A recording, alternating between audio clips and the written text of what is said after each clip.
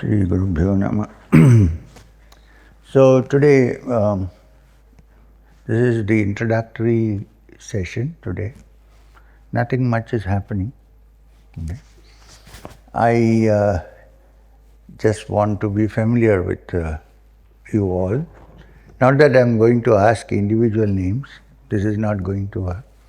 But just to get to know about a couple of things like how many people sitting here have already taken Kriya and practiced only on that day?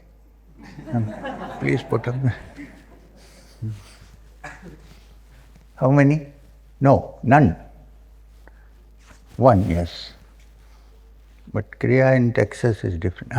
Yes. So please, everybody put your hands up together so I know. Oh, so that's very nice. It's easier to deal with new people. Plus, I'm happy that there are new people because the same people come again and again and generally learn nothing. So I'm not saying sorry. Some of you might be serious, but it's like that. Now, something I'm a little surprised is there is someone here some children who are less than 12 years old.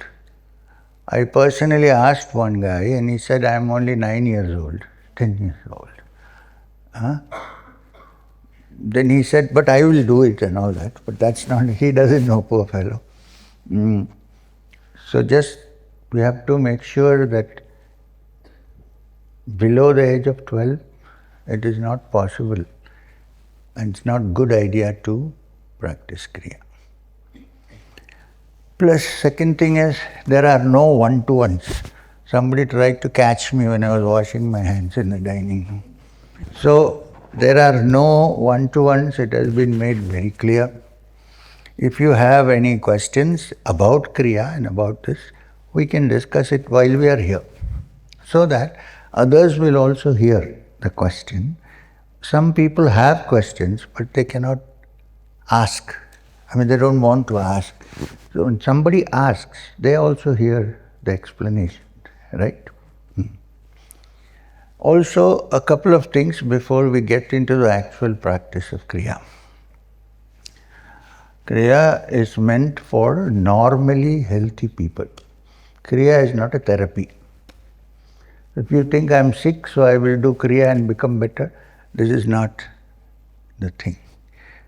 And if you have a back problem, there are some exercises like Mahamudra, which you should avoid. I want to tell you beforehand, because some people think that they are mentally disturbed, so if you do Kriya, they will become all right. Those who are mentally, seriously disturbed, not all. When I say mentally disturbed, I mean medically mentally disturbed. Not every one of us is disturbed at some point in time. There's nobody who's free of that. When it is really chronic and you're visiting a psychiatrist and so on, Kriya is not a cure. In fact, any form of deep meditation will increase it. Not only Kriya. I'm making it plain so that tomorrow you don't say that I came here, I was only hearing voices from one ear, now I can hear from both. So, this is why I'm saying. But normally people like you and me, Kriya is okay. Now, tomorrow onwards we will go directly into Kriya, theory, practice and so on. I want to say a couple of things today to clarify. One, what is the meaning of the word Kriya? I'm saying this with great joy because you're new. Those who are old already say we know what is Kriya. No, they don't, but yes. So what is Kriya? What does it mean by the word Kriya?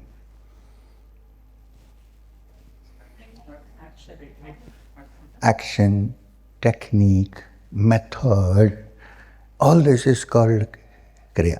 Not only here, in any The word Kriya means something that is concrete that you can work on.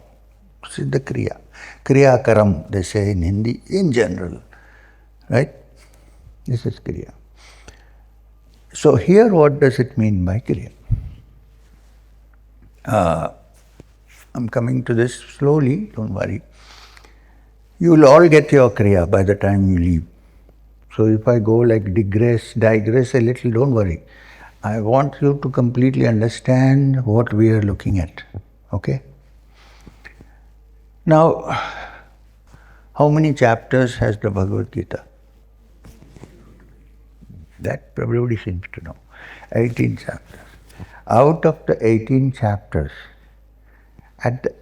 not only out, in all the 18 chapters, at the end, when the chapter is over,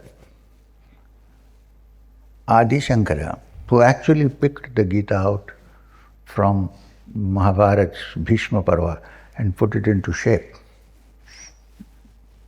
before his time, although it was understood that the Gita is one of the Prasthanatrayas, the three curriculums which the student of Vedanta had to study. First being the Upanishads, which is Vedas. Second being Bhagavad Gita, not Brahma Sutra. The last one being Brahma Sutras. Because Brahma Sutras are difficult to understand. What can you understand from a scripture which starts by saying, here begins the knowledge of the Brahman. What is this Brahman? Atha Brahma Jignasa. Here begins to understand. So, it's kept away. In fact, one of the best commentaries, also on Brahma Sutra, though it's authored by Vyasa, is Shankara's. Anyway, so when you picked up the Gita and divided it properly into chapters, set them into chapters, as Vyasa did in the early times, by dividing the knowledge of the Vedas into 4 Vedas. Rigveda, Yajurveda, Samaveda, Atharvana Veda. Before that it is all one body of literature. Not even literature. The Vedas are called Shruti because they were in a heightened realm of consciousness. They were heard. Shruti means that which is heard. Shrotra is ear. Not this ear, in a higher level of consciousness, what the rishis learned is Shruti. It's called Shruti because they heard it first. And when you hear it first. And when the ground is prepared, Shruti, as soon as it is said, immediately has an effect. But the ground has to be prepared.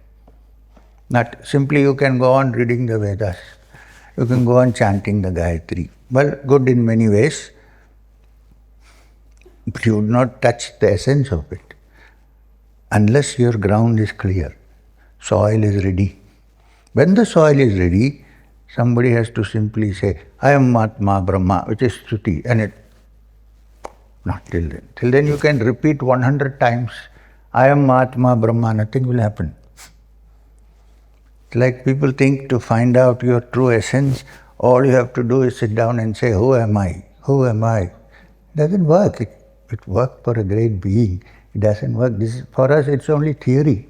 We are simply asking ourselves, who am I? And if you are in a really advanced group of psychiatrists, if you ask them, who am I, they'll think that this guy is gone. He doesn't even know who he is. Right? So it's not that simple, like simply I sit here and say, who am I? Who am I? If you go to Tiruvannamalai, you will find many people. Not only that, they even wear cowpins. So the ground has to be prepared when Shruti has to strike.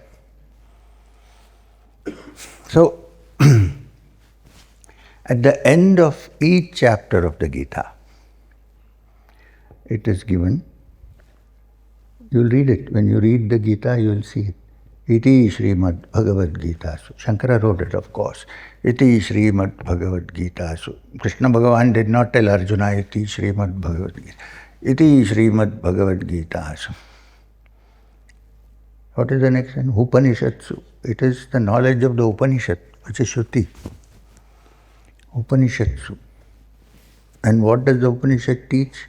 Brahma Vidyayam, the knowledge of the Brahman, the supreme reality. Supreme reality in the sense that what we think is reality may not be the reality. That's what it means. We think this is the reality. There may be greater realities. And the greatest. So, it is Srimad Bhagavad Gita, Upanishads, Brahma Vidyayam, knowledge of the Supreme Brahman. Now there is one word which need not have been introduced, but Shankara insisted on, Yoga Shastra. Although usually Shankara is not associated with yoga. When I say yoga, we are talking about the popular brand of yoga. No. What is the popular brand of yoga? Stand on your head and wave your legs. Good. I mean, yoga, I'm not saying it's bad. So, Upanishads Brahma Vidyayam Yoga Shastra has been introduced. And then Krishna Arjuna Samvati, dialogue between Krishna and Arjuna, of course. So why has Yoga Shastra been introduced? This is what we are looking at. For the simple reason that the ordinary mind, which is caught up with so many things, I don't think there is anybody on this earth who doesn't have a problem. Something or the other. I'm not trying to paint a depressing picture of life. It's always good to look at the bright side. I understand all that, basic psychology. But it's a fact that we all in this world have some problem or the other. There is nobody, I haven't met anybody. Even I have problems. So, this is the quality of life, the very essence and the characteristic of life on this earth. When the baby is born crying, not laughing. And most people who die also cry and go. Very rarely they smile and say, okay, here I come. You understand what I'm trying to say. So, I'm not saying be depressed, oh, I'm going to die. No. That nobody knows, so you should be happy. You should be happy not to know. While there are many kinds of Yoga Shastras, the parampara where I come from, there are innumerable yogic texts. In fact, it was the Naths who saved yogic texts. Because Vedantins, after Shankara's time and after some time, they became so caught up in the thinking that they can find the supreme truth simply by intellectual analysis. Not possible. So they neglected the teachings of yoga. It was the Naths who picked them up and brought them to the fore again, the most important being Gorakhnath. One of the earliest yogic texts, apart from the Yoga Sutras of Patanjali, we'll come to that, was Garanda Samhita, Shiva Samhita, Goraksha Shataka, and Hatha Yoga Pradipika. All these are texts written by Naths. Of course, there is one which better, it's like reading the Brahma Sutra, better not touch it. Siddha Siddhanta Paddhati of Gorakhnath. Please don't go and work on it. You will not reach anywhere. Because it's like learning the Brahma Sutra without a teacher. So, these therefore deal with yoga. What is yoga and so on. Because it is required for one to understand Brahma Vidya, the mind situation has to change. Through yama, niyama, and so on and so forth, rules and regulations, you need to bring the mind to a state where it can absorb this and understand this. This exercise of bringing the mind to that state is yoga. Of course, there are 8 angas in the traditional system, but this is the most important thing. So, I don't know if you are aware, I'm sure many are, some of you look like you are aware. In the ancient Indian teachings, there are 6 Darshanas. 6 Darshanas. Darshana is the word used, so you can't translate it as philosophical systems. Darshan means what? If I see you, I said, oh, darshan ho gaya. Or you see me, you say, oh, I have darshan. You go to the temple, I have darshan. So darshan means what then? Face to face with reality. This is darshan. So if there are 6 darshanas, the aim of these darshanas is to find the truth. Right? However, the first 2 or 3 darshanas do not deal with the inner being or the Atman or the soul or anything of the kind. So you can even say that they are atheistic philosophies. They are not philosophy, darshanas. The first one is Nyaya. Now, Nyaya Darshana, there is no discussion about Brahman or Atman, it's only discussing justice and realities and truth and untruth, that without having any evidence you cannot say something exists and so on. If you say Brahman exists because the Shruti said so, no, Nyaya dismisses it offhand. Then the next one is of course Vaisheshika. Vaisheshika philosophy also is almost an atheistic philosophy, because the Charvakas came from Vaisheshika. The Charvakas said the aim of life is to eat, drink, make merry and die. There is nothing else. And it was the Charvakas who discovered the concept of the atom. Kannada, the great sage, called it Anu, atom. He said, how is the world created? By chemical combination of atoms. Nothing spiritual is there. In fact, as early as Valmiki, before Rama is about to leave the palace to go into the forest, a group of Charvakas appear in the palace. And they tell Rama, please don't go anywhere, you are a wonderful guy, where are you going? He said, because I have a promise. There are no promises in this world. So said Rama said, then what? Read the Valmiki, okay? The original Ramayana.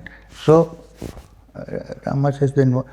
You keep trying to keep a promise. There is no such thing. So Rama said, then what is the aim of life? Eat, drink, make merry and die. You are happy. Why are you going to the forest? This is the thought process. And all creation according to Vaisheshika has come through chemical combinations. Of course, chemical combinations are there, we agree, but nothing else. Chemicals and atoms have combined through their own innate intelligence. There is no outside force of Ishwara. Okay. Now we come, that's why some people, great scholars of Sanskrit who study all the Darshanas, I find some of them are atheists. Difficult even to talk to them. So anyway, then you go to the next one, after Vaisheshika. Anybody? Sankhya. In Sankhya, for the first time, this is relevant to what we are going through, that's why I am saying. Also, being Indian citizens, you should be aware that we have Shat Darshanas, please. Sankhya is for the first time in Sankhya of Kapila. Great Muni Kapila, about whom Krishna mentions in the Gita. Among the Munis, I am Kapila. Kapila's Sankhya, for the first time, says, okay, true, chemical combination is all right, agreed, but there is an innate intelligence, and the sum total of that intelligence is omniscient, omnipresent and omnipotent, and this is Ishwara. Ishwara name is given. Sankhya also says that a human being who has touched Kailvalya can also be called Ishwara. Which means the ancient primordial storehouse of all knowledge, understanding, everything together is Ishwara. But Kapila's Sankhya's Ishwara cannot be touched or grasped. So although he agrees there is Ishwara, that Ishwara, whether that Ishwara is there or not, it is nothing to us, because there is no way mentioned where you can have anything to do with that Ishwara. So therefore some people have labeled even Sankhya as an atheist philosophy. I think it's not atheist. It admits the existence of Ishvara, Kapila, but it is agnostic, which means, but we cannot do anything about it. We cannot have any touch with that. Then comes the next Darshana, Yoga Darshana. And the founder of the Yoga Darshana is none other than Patanjali, Maharshi Patanjali. So, this Patanjali is also the greatest teacher of the Yoga Darshana. After Yoga Darshana, there are two more. Anybody? Mimamsa, Uttara and Purva. Many people know. Have you been listening to my videos? So, there is Vedanta also in the Mimamsa philosophy, Uttara Mimamsa. Now, before that comes Yoga Darshana. It's in order that Yoga Darshana should come there, because it is from there that the next two things come, the two other darshanas.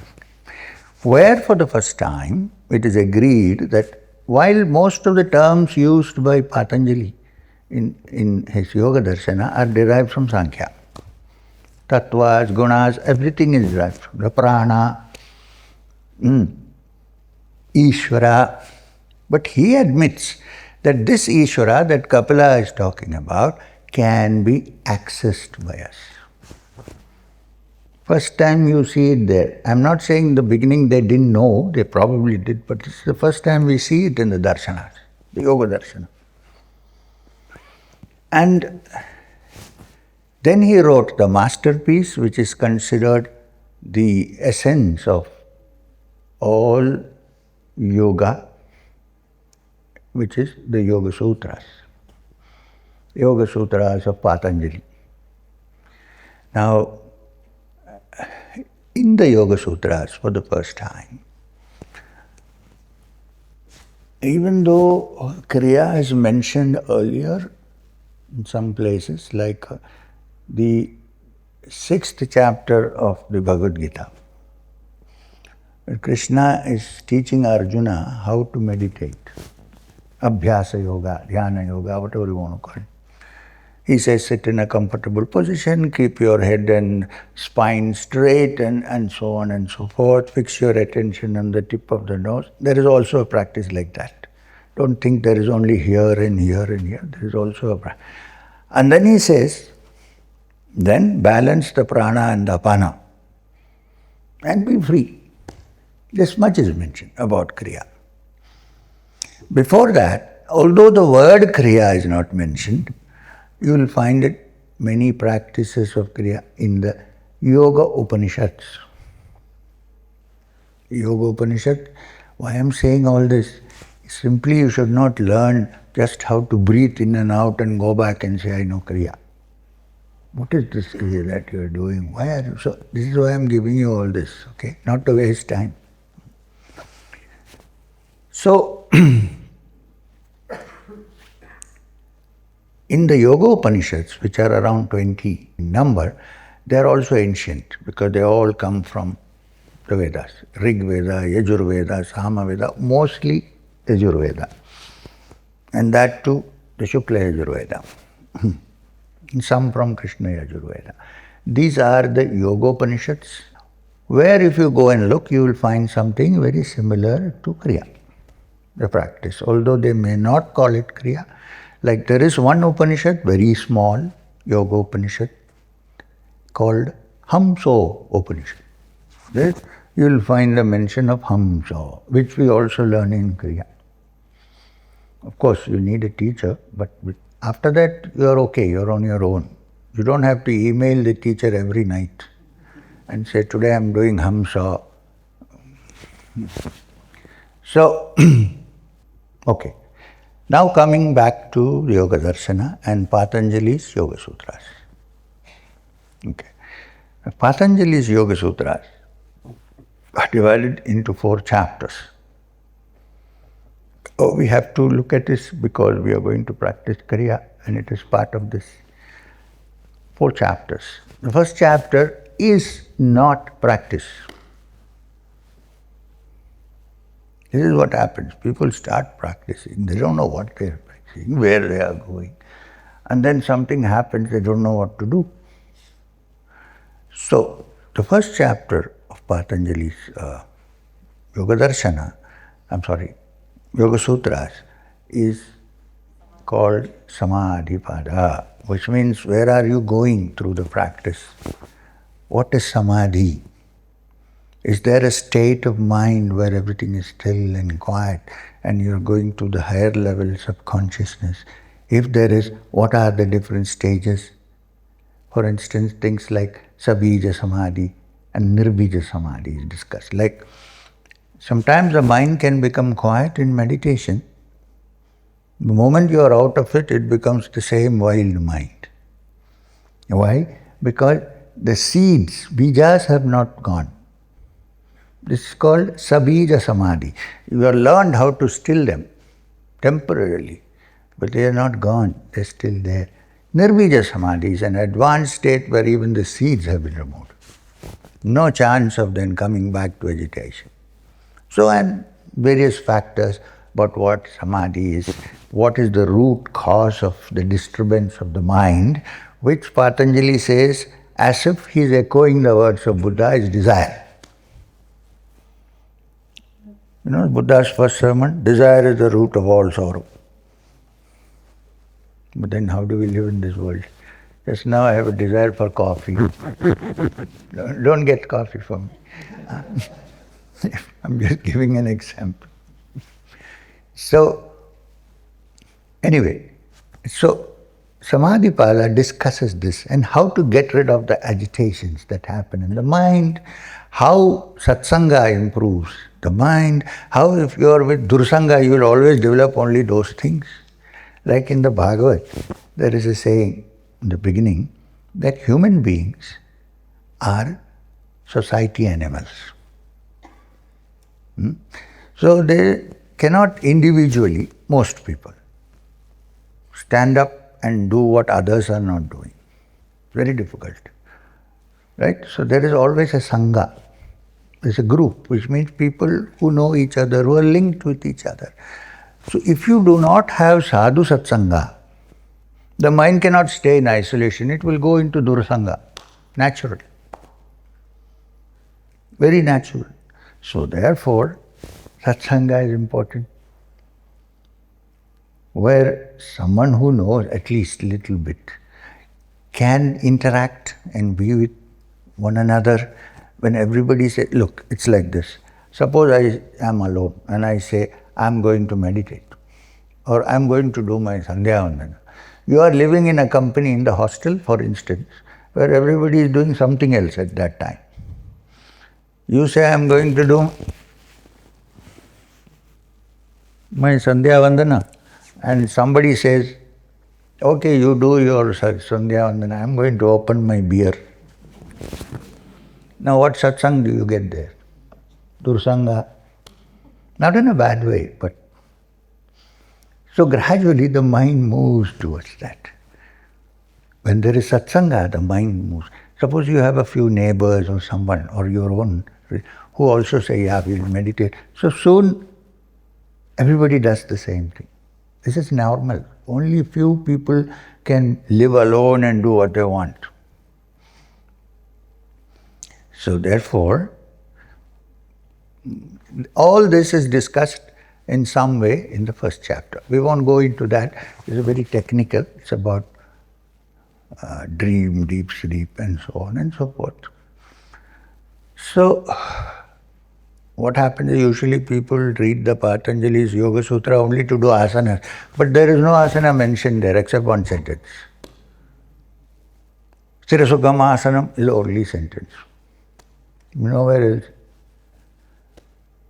So to study asanas, you have to go to Yoga Pradipika or some other text. Anyway, so after the Samadhi Pada, the second chapter is called Sadhana Pada, which means the practice. How to do, what is sadhana, and how to go about. After that comes a very dangerous chapter after Sadhana Pada called Vibhuti Pada. Very dangerous. Because when you practice for, say, let's say 10 years of proper sadhana, after understanding at least a little bit of Samadhi Pada, then you suddenly begin to realize that you have some capacities which are not, normally people don't have. Vibhuti. Vibhuti doesn't mean ashes. Vibhuti means something that, yeah. So then this is the most dangerous. That is where people get caught. But tomorrow, if I say that I can understand what you are thinking by looking at you, after some time there will be a long line of people who want to be, their minds to be read. And they will go and broadcast that this is the greatest yogi on earth. He sees our minds like a mirror. And then after some time the yogi becomes a bhogi. There are three kinds of people. Thakur Ramakrishna Paramahamsa used to say, there are three kinds of people who don't sleep at night. One is the yogi because he is involved in his practices, sadhana. The second is the bhogi who is enjoying throughout the night. And the third is the rogi who cannot sleep without popping tablets. So there are three kinds. So soon the yogi becomes the bhogi. So the Vibhuti Pada, while you read it, it should be avoided. Don't get too much into that because they say siddhis can also be attained through, Patanjali says, aushadhas, medicines, drugs, narcotics, there's the whole thing. Ayahuasca is long ago to Patanjali. He said, don't get into this. Vibhuti, you will see many stars, angels coming. But once the effect wears off, you will see only devils. So, so Vibhuti. The greatest danger is that then people will start respecting you, falling at your feet. Then you begin to believe, maybe I am great. That is the end of your story. Finished. Yeah?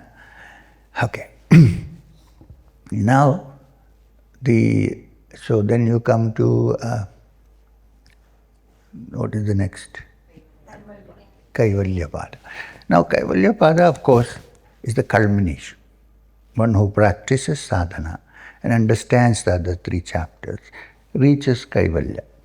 Kailvalya, from the root word kevalam, which means only, which means in Kailvalya, it is understood that there is only one Purusha, there are nothing many. Prakriti also vanishes. Although in Yoga and Sankhya, Prakriti is real, not as if it is Maya. But in Samadhi, when Kailvalya, it disappears. It has no more hold on you. So then there is only the Purusha. There is only one Purusha. There aren't many Purushas. This is realized. Somewhere there is a meeting point between Advaitic teachings and Sankhya. Yoga Darshana. That is Kailvalya Pada. Now I am coming to Sadhana Pada, which is what we are going to do, right? Practice. Now let me read to you the first sentence of Patanjali's Yoga Sutra, Sadhana Pada, if you haven't read. Here it's very simple. Tapas, first sentence. Tapas, first sutra. Tapas, Swadhyaya. Ishwara pranidhanani. Kriya Yoga. First time Kriya is mentioned. Which means Kriya Yoga is that which consists of Tapas, Swadhyaya and Ishwara pranidhana, which means Patanjali admits that this Ishwara of Kapila can also be surrendered to. that it becomes more human. I mean, in the sense that there is a relationship and not some kind of untouchable, unreachable. So here are the 4 sentences. And in Kriya, please do not think that you will take Kriya and just practice Kriya and not look at all these points. When all these are combined, then only it becomes Kriya. And what are the points? 1. What is the first? Tapas. Now, tapas is formed from the word tapa, which means heat. Heat, friction. And which means heat generated. How is heat generated when 2 people are fighting with each other? Heat is generated. So, like that. So, what does heat mean here? Do not confuse tapasya with the tapasya that happened in Dvapara Yoga, Treta Yoga, and so on. You go and stand in the river up to your neck. A very prominent person did that in winter, and I send a warning, please be careful, check your lungs. So the people used to stand in one leg, dhruva, inside the water. No food, no drink, not possible in Kali Yuga. You will not survive to get the result of the tapasya. So what does tapasya mean in Kali Yuga? And actually the essence of the word tapasya, meaning generation of heat. How does heat generate? Only through opposition, friction. There is no other way to generate heat. So what it means is, whatever I have learned from them, what it means is, most human beings, they travel or swim along with the stream. Whatever influences are there, the influences take over and we swim with the stream. We also want to go to clubs, you know how it is. We all go with. The latest, of course, is to go to gurus. That is also a stream. In the olden days when people meet, they used to ask, how is your heart? And now they ask, who is your guru? So that is also one stream. So anyway, so everybody is swimming one stream. And then one person in 1,000 stands up and says, no, I'm going to swim in the opposite direction because I don't think anything will come out of this. I've tried. I'm going to stand up and swim in the reverse direction. This reversing the trend of swimming in the reverse direction is tapasya in Kali Yuga, which means you're resisting the flow and moving in a different direction. This is tapasya. And it is very difficult. It's more difficult than standing on one leg for 6 days. That you can do. You may be able to do, especially if you have a cloth swing on which you can rest your hand. You go to Kumbh Mela, you'll see all kinds of people. One guy's hand is up for years. It's almost withered. What do you attain spiritually? So, tapasya here means to say, okay, I know that I am swimming against the stream and I'm going to do it. I'm not going to go with everybody in the same stream. I'm going to, instead of looking for satisfaction, happiness and calmness in the outside world, I'm going to turn and look for it within. This turning generates a lot of heat, not only inside you, but also outside in society. It generates a lot of heat. The others who don't understand this say, what kind of an idiot is this? Why is he not doing anything that we are doing? He has reversed his trend. This is tapasya. Actually, it's more difficult than standing on one foot, turning in the opposite direction. We call it in yogic practice urdhvuretas. Everything is flowing like this, you're saying stop and turning it up. This is tapasya. Then, Swadhyaya. Swadhyaya, normally I understood, means study, self-study. Shravana, Manana, then Swadhyaya. hearing, listening, thinking about it and studying for oneself. Swadhyaya. And since swa is put in the front, it also means self-effort. Swadhyaya, self-effort, where you decide that I'm going to study this myself. No matter what anybody says, I'm going to study this myself. No spoon feeding. And I don't know, we try to do that in PGS, how far we succeed, we don't know. Instead of spoon feeding, let them study and find out for themselves. Well, some guidance will be there, of course. Swadhyaya. Now, Swadhyaya also means Swadhyaya, understanding yourself. Swa, self. Now, please don't mistake and jump into this conclusion that to understand oneself, Swadhyaya means to know that I am the Supreme Brahman. You are not at the moment. Like Madhvacharya said, Supreme Brahman does not eat, drink, pee, shit and die. So, at the moment, figuring out who you are, where you stand, this is Swadhyaya. Not starting by saying, I am the blissful Brahman. That may be a superimposition on reality. The other way around I'm talking. Like Shankara said, this is a superimposition. The reality can be known only in society when I'm moving with people. You know, how is my relation? I can say that I can meditate for 1 hour. Okay, I'm calm. Get up, what I do first. Who put this flower pot here? It's over. So, understanding oneself, where do I stand?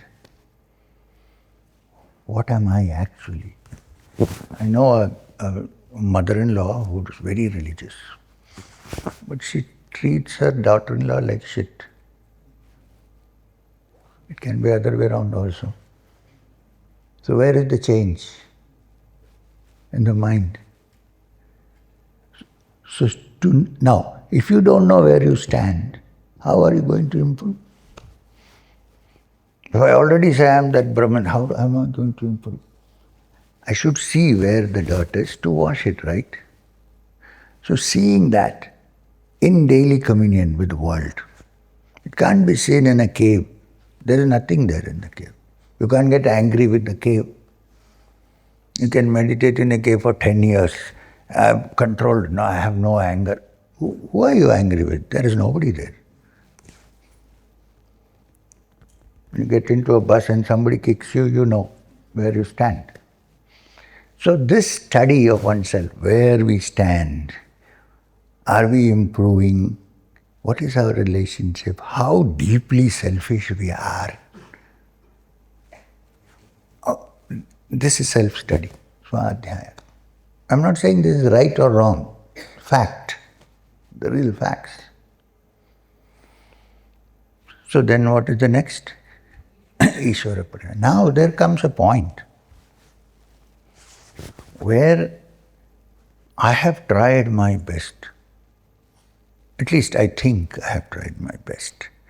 But somehow the mind is still doing its old things, going around in the same design that was already established. It's not breaking free of the pattern. It's not being... So when you come to a state, self-effort is very necessary. But then one begins to think, perhaps some intervention might help in this. Because I am not able to do this. I am trying hard. But that is not an excuse. You must try hard first. Then you say, now, if there is an Ishwara, to whom I can surrender, to which I can surrender. I won't even say who, he, she or who, to which I can surrender, perhaps this will solve my problem. This is Ishwara pranidhanani, where I say, in my limited capacity, with my limited brain, I have understood this much. Beyond this, I don't think I can go. If there is a power, higher Ishwara, then I surrender to the Ishwara. Please guide me and take me in the... This is Ishwara pranidhanani. If all these three are there, now please, don't on day one say Ishwara pranidhanani. I have surrendered. You cannot do that. When I was with Maheshwarnath Babaji, one day I said a very foolish thing to him.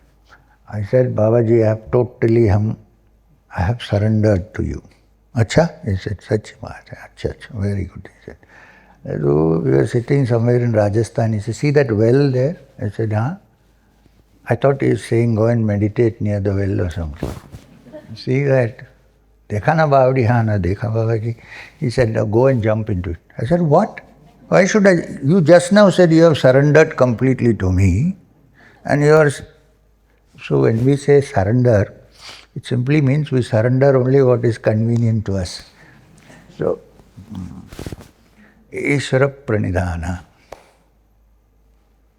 In fact, it says Ishwara pranidhanani. That also includes Kriya Yoga. So, while you learn the technique of Kriya, please remember all these things have to come together to be successful in Kriya. And to say that I practice for 1 full year when every day I do it, but if I don't improve, and if I don't find out where the nail is which can be pulled out and thrown, then I am not moving. This is something one has to think carefully. This is why I started with this and mentioned this to you so that you practice. Achha. Now, Kriya Yoga therefore is part of Ashtanga Yoga. And the definition, how many minutes more? 1 hour? 10 minutes. The definition of yoga,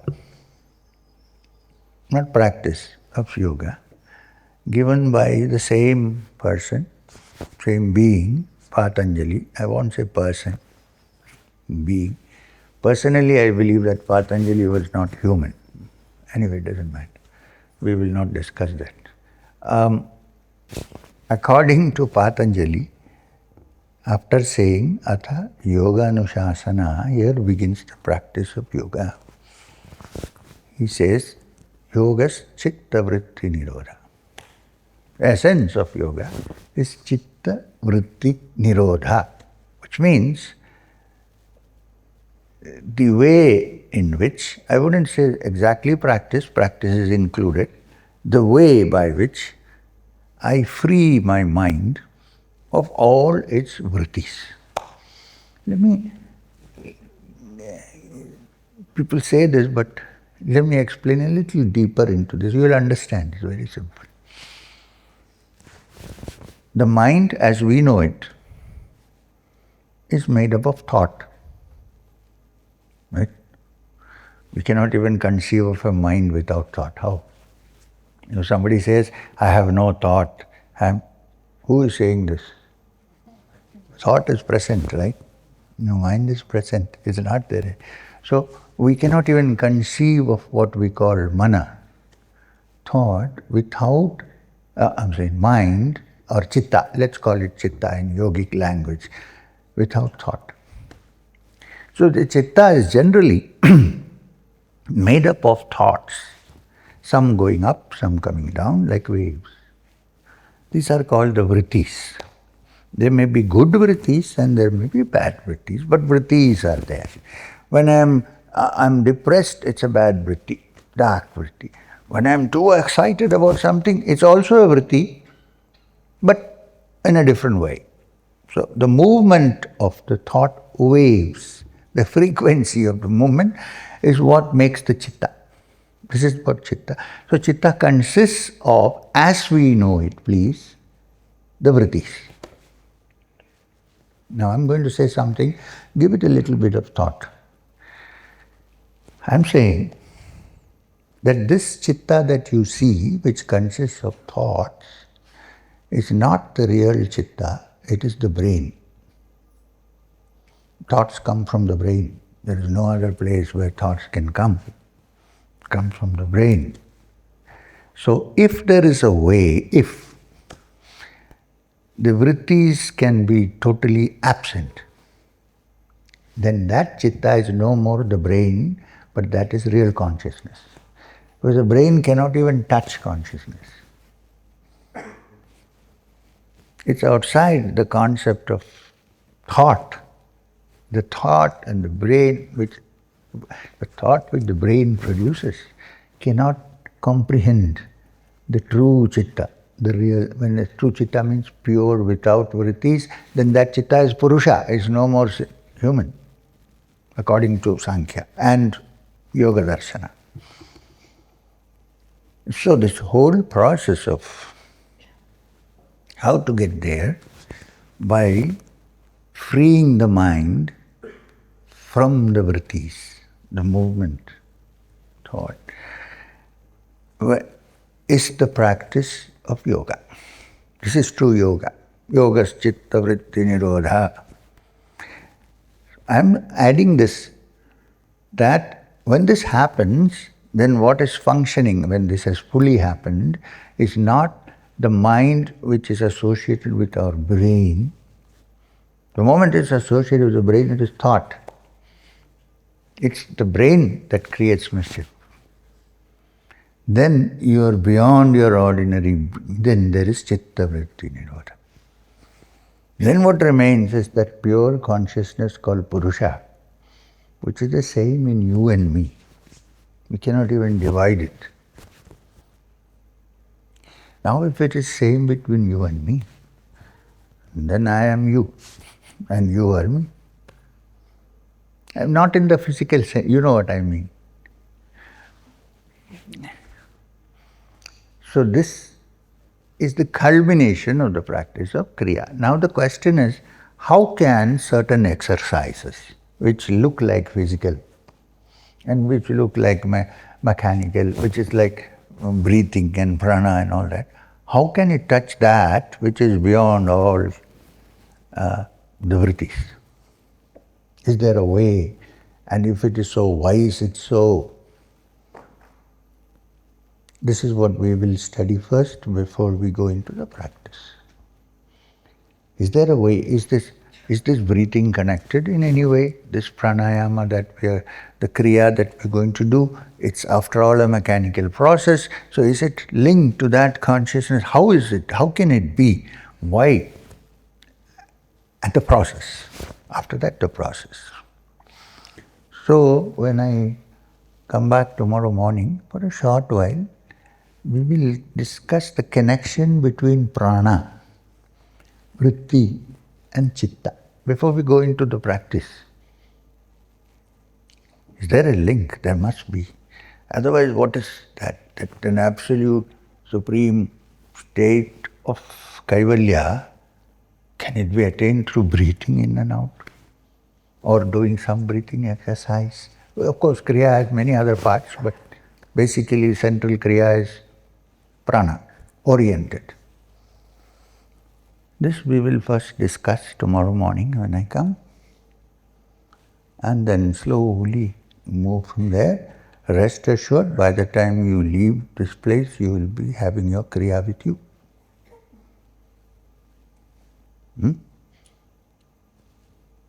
I think we shall meditate now for some time. Now when I say meditation, at the moment, since we just started the satsang, you meditate as you normally do, whichever way you meditate. With form, without form, inside, outside, it doesn't matter. The main thing I want you to do is to shut the world out for some time, half an hour, and center yourself in the inner. That's all I want. If you already have been doing some kind of continue to do that before we go through the Kriya process. Okay? So what I will do is, together you and I will chant this sound, this sacred sound, which the Mundaka Upanishad says is the bridge that connects this to that, which is Om, the Pranava. It's a sound. You don't even think as a word, don't go into the meaning. Is this sound, pure sound? Think of it as a sound. In the Rig Veda there is a beautiful shloka, Prajapati vai idam agre asit. Tasya vak divitya asit. Vak vai parabrahman. That means in the beginning there was Prajapati, the origin of this Praja, of this universe. The Lord of the universe, Prajapati. Huh? What did I say? Prajapati vai idam agre asit. There was only that Prajapati sitting there. Not sitting. Tasya vak divitya asit. And from that Prajapati came the word, the sound. What's the word? In the beginning was the word, the sound. And that sound is not other than the Brahman. It is the same. Tasya vak divitya asit. That vak, that sound itself is the Brahman. That sound is the Om, the Pranava. So when you chant it, chanting it with full awareness, it is the sound manifestation of the Supreme, which is the link between you and that which is beyond all sounds. So, we'll chant together 3 times loudly, loudly meaning audibly, and then we will meditate. And when it is over, when I think it's enough, then I'll clap my hand and say Hari Om Tat Sat, and we stop. Right? Start.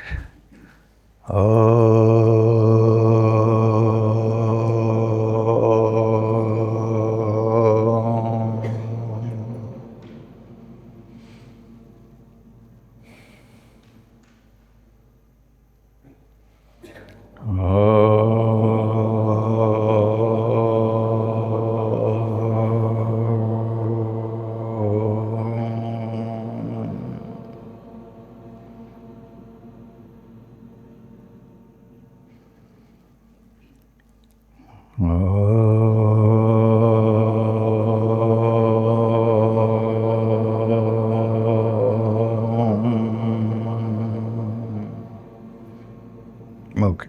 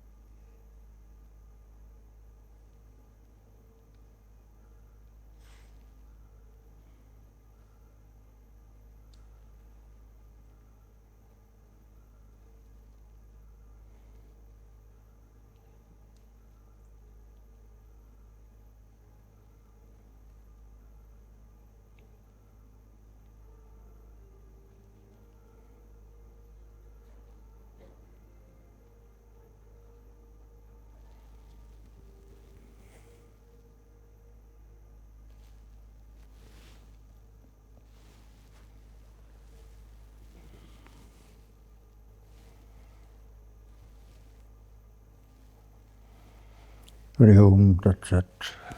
Om Shanti Shanti Shanti. We'll meet tomorrow morning.